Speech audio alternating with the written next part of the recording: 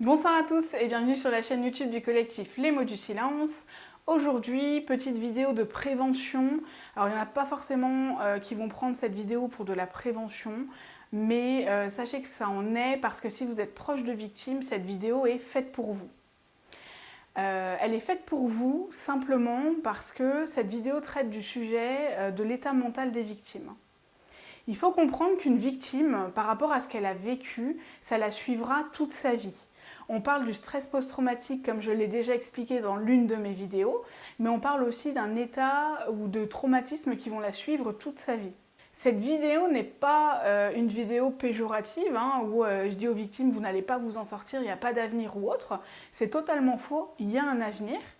Par contre, dans l'avenir, on ne peut pas oublier le passé.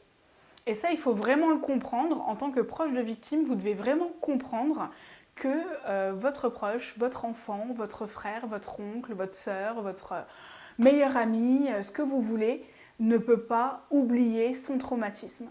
Quand on a vécu un traumatisme lié à la pédocriminalité, c'est forcément quelque chose qui va nous suivre toute notre vie. Naturellement, ça ne va pas nous suivre de manière amplifiée à certains moments, mais malheureusement, il y a certains moments où on va tous reprendre dans la tronche pour être poli. Il y a des moments où des paroles, des remarques vont redéclencher des crises d'anxiété qui ensuite vont faire ressurgir tout ce qu'on a vécu. Alors plus ou moins fortement, mais attention, il faut le prendre en compte. J'ai décidé d'en parler parce que moi, vous me voyez toujours devant la caméra, vous me voyez toujours souriante quelque part, toujours en train de faire des blagues, et pourtant, mon quotidien n'est pas forcément toujours facile. Il y a des matins où je me réveille et j'ai pas la pêche. Mais vraiment, j'ai pas la pêche. Il y a des matins où je me réveille et où, dans ma tête, et il y en a certains qui vont me prendre pour une cinglée, c'est pas grave, faut en parler. Dans ma tête, je vois, j'en avais déjà parlé dans l'une de mes vidéos d'ailleurs, je me vois voilà, en train de m'ouvrir les veines tellement la souffrance est grande de ce que je vis à ce moment-là.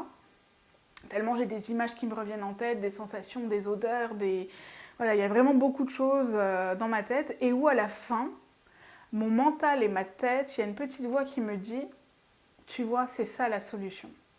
Et c'est là où il faut faire attention, c'est que dans mon cerveau, c'est vu comme un soulagement.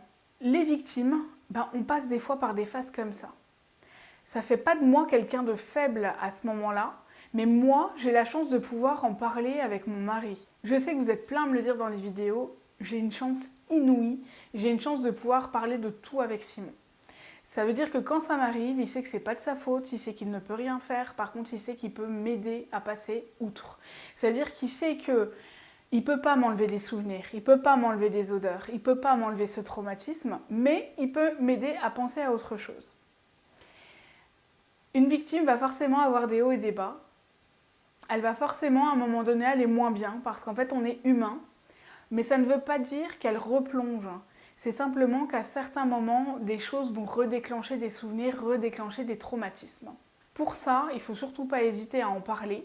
Et d'ailleurs, on a créé un groupe de parole dans le collectif il y a quelques mois maintenant. N'hésitez pas à nous demander pour le rejoindre.